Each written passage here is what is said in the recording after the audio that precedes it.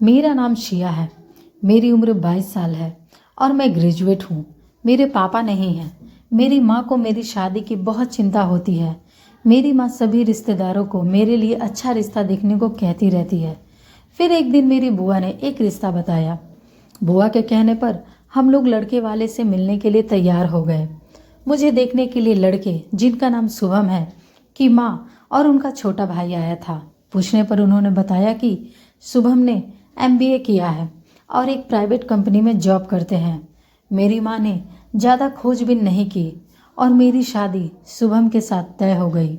शादी के बाद कुछ दिनों तक सब कुछ ठीक रहा, लेकिन कुछ दिनों बाद मैंने देखा कि मेरी सास का व्यवहार शुभम के लिए अच्छा नहीं है।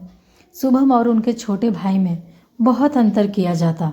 मुझे बहुत बुरा लगता था ये सब देखकर। मुझे लगता कि शुभम भी एक अच्छी खासी जॉब करते हैं, फिर ये अंतर क्यों? लेकिन मैं कुछ नहीं कहती थी, बस चुपचाप सब कुछ देखती रहती। शादी के 2 महीने बाद शुभम का जन्मदिन आया। मैंने उनके लिए कार्ड खरीदा। रात में जब शुभम ऑफिस से आए तो मैंने उन्हें कार्ड दिया और जन्मदिन की बधाई दी। वो बहुत खुश हुए। फिर जब मैंने उन्हें कार्ड पढ़ने के लिए कहा तो वो घबरा गए और कहा कि कल पढ़ूंगा, और सो गए। मुझे लगा शायद ऑफिस में काम ज़्यादा होगा, इसीलिए थक गए होंगे। फिर लगभग 1 महीने बाद मेरे रिश्तेदार के यहाँ से इनविटेशन कार्ड आया। तब ये घर पर नहीं थे। जब शुभम घर आए तो मैंने उन्हें कार्ड दिया और कहा कि हम दोनों को शादी में बुलाया है। तब उन्होंने कहा कि कहाँ जाना है। मैंने कहा पढ़ लीजिए, कार्ड में लिखा है। तो वो फिर से घबरा गए। इस बार मैं सोच में पड़ गई कि जब भी मैं कुछ पढ़ने के लिए कहती हूँ तो ये घबरा क्यों जाते हैं।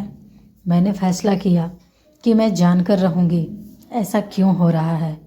फिर मैंने शुभम से कहा कि मुझे मेरी सहेली से मिलने जाना है। ये तैयार हो गए और हम दोनों स्मिता के घर जाने के लिए निकल गए। इन्होंने रास्ते में पूछा कि किधर जाना है। मैंने पता बताया तो शुभम ने कहा पता नहीं, रास्ता बताओ। मैंने कहा रास्ते में बोर्ड लगा रहता है, आप पढ़ सकते हैं।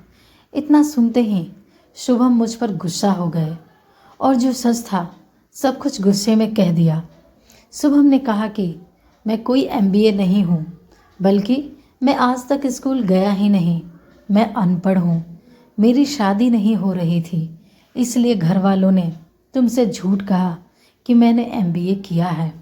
और सबसे ज़रूरी बात, मैं एक गार्ड की नौकरी करता हूँ। यह सब सुनकर मैं रोने लगी और शुभम मुझे वहीं छोड़कर घर आ गए। फिर मैंने अपने आप को संभाला और सोचा कि जो हो गया अब इसे बदला तो नहीं जा सकता ना। शुभम अनपढ़ हो या पढ़े लिखे हैं तो मेरे पति, और अभी भी देर नहीं हुई है। शुभम अभी भी पढ़ सकते हैं। जब घर पहुंची तो शुभम मुझसे नज़रें नहीं मिला पा रहे थे। फिर मैंने शुभम को पढ़ने के लिए कहा, क्योंकि मैं नहीं चाहती थी कि मेरे पति को कोई अनपढ़ कहे। लेकिन शुभम मेरी बात सुनने को तैयार नहीं थे। जब भी मैं उनसे पढ़ाई की बात करती तो वो मुझ पे गुस्सा हो जाते, और हद तो तब हो गई जब ये मुझ पर हाथ उठाने लगे। इसी बीच मेरे देवर की शादी हो गई। शुभम को महीने के मात्र 15,000 रुपये ही मिलता था। घर में ज़्यादा खर्च मेरे देवर ही करते थे। उन्होंने साफ साफ शब्दों में कह दिया कि अब आप लोग अपना खर्चा देख लीजिए। देवर की शादी के बाद मेरी ज़िंदगी और भी ख़राब हो गई। मेरी देवरानी भी नौकरी करती थी। पहले तो दोनों भाइयों में भेदभाव किया जाता था, लेकिन अब मुझे घर की नौकरानी समझा जाने लगा। मैं शादी से पहले स्कूल में पढ़ाती थी।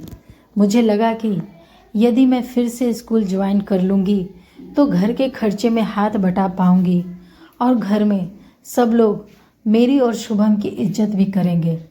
लेकिन घर में किसी को मेरा काम करना पसंद नहीं था, क्योंकि फिर घर का काम कौन करता। शुभम भी मेरा साथ नहीं देते थे।